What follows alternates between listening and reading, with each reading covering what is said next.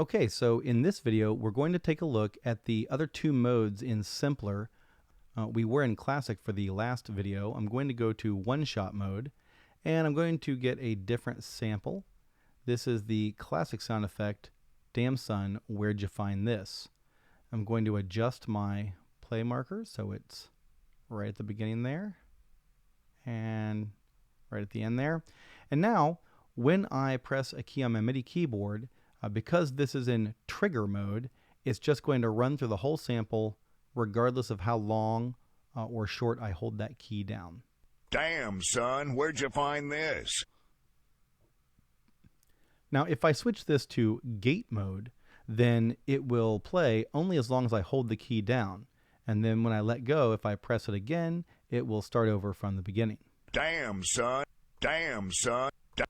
Damn, son, where'd you find this?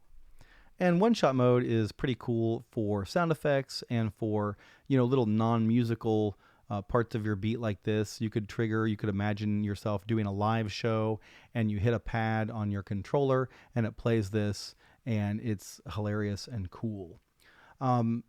Again, one-shot mode has fewer controls than classic mode, but you can still warp the sample, you can still adjust the gain, but that's pretty much what it does.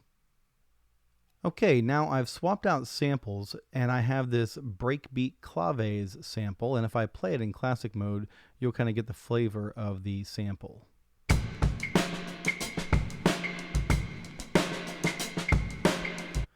Okay, and that's pretty cool. I'm going to put this into slicing mode, and what you see are a bunch of warp markers that Ableton has assigned to the sample, and it's trying to find the transients or the spikes in the waveform, and each one of these warp markers now represents a key on your MIDI keyboard. So in order to play the beginning of the sample, I actually have to go down a few octaves. And if I play the notes going up the piano keyboard, it's triggering different parts of this sample.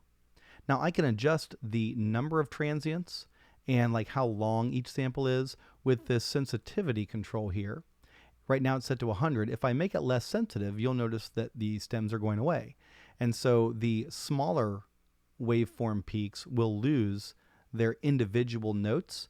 And now those same notes that I played before trigger different portions of the sample.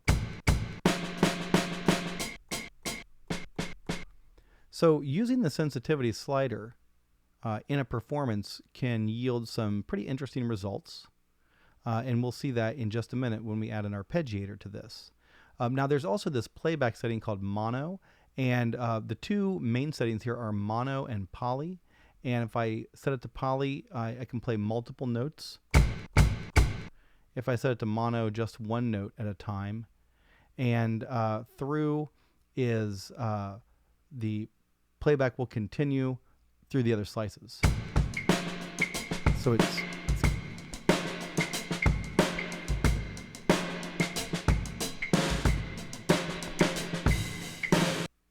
kind of like the one-shot trigger mode.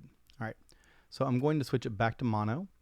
Again, you can have different warping modes here. You could set this. Notice that this sample is longer, and so Ableton has intuitively changed it to a 4-bar length rather than a 1-bar length, as we saw in earlier samples. And this is a pretty neat mode. One thing I like to do when I want to spice things up is to put a MIDI effect on here called Arpeggiator. And I'm just going to double click on Arpeggiator. And then we're going to have to build some notes. So this is a little complicated at first, but you'll get the idea. I'm going to double click and make a MIDI clip. And I'm going to go and find the lowest pitch of this sample. And it's not there. That looks like it. I'm going to draw a MIDI note in, and I'm going to put it all the way across the bar. I might even make this a 2-bar loop and then keep dragging that. I can use my zoom tool to make that a little more manageable. Now I'm going to turn my headphone icon off here so that I don't hear the notes as I play them in. And then I'm going to click and drag these. And what I want to do is get a note on every key for an octave. Then I'm going to option drag all those notes and do it again. And do it again. There's a few. It's a little tricky. We got it. And let's see if there are any more notes. No, that takes care of that.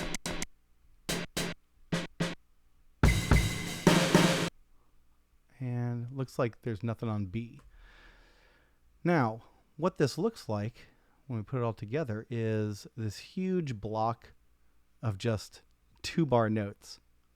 And if I go back now to my device, the arpeggiator is going to arpeggiate through those notes. And each one of those notes represents a different slice of the sample.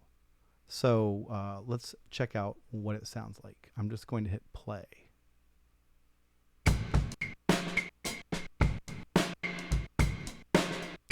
Okay, so what's going on is that every eighth note is triggering a new sample, and they're going up. Now, I can change this from up. There are a bunch of ARP modes here. I'm going to go to random. And then you can change your rate here, and the gate will control sort of how much of that sample gets through the arpeggiator, before the next note hits. So let's try to manipulate those parameters and see what happens.